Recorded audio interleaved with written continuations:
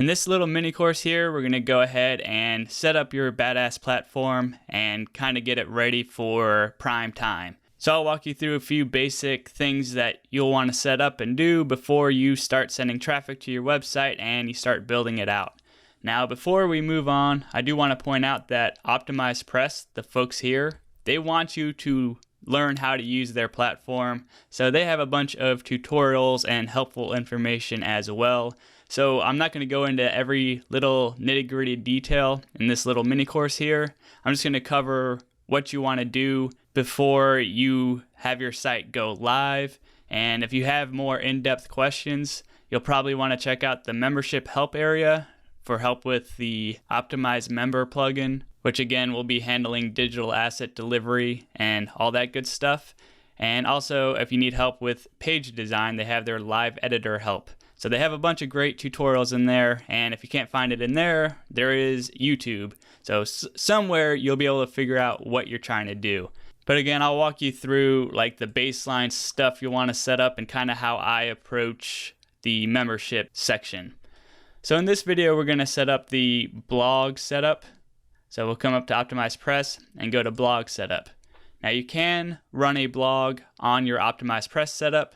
I don't do this because I typically only use it for sales pages, squeeze pages, digital asset delivery, courses, etc. So I usually typically only do like the membership stuff with my OptimizePress setup, and I have my blog elsewhere.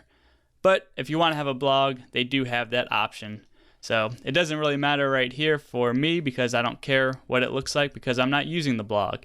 So continue to step 2, and then we can set up our header information here. So I'm going to do that real quick, pretty self-explanatory.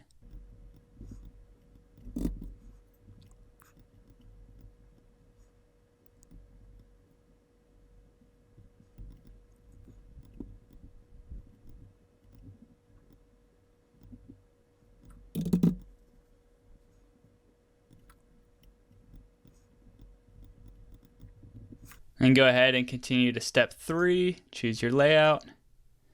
And we have some sidebar column preferences and header and navigation preferences. And this really mainly depends if you're using the blog setup. I'm not, so it's not that big of a deal for what I'm doing. But you can customize it to how you need or how it seems fit.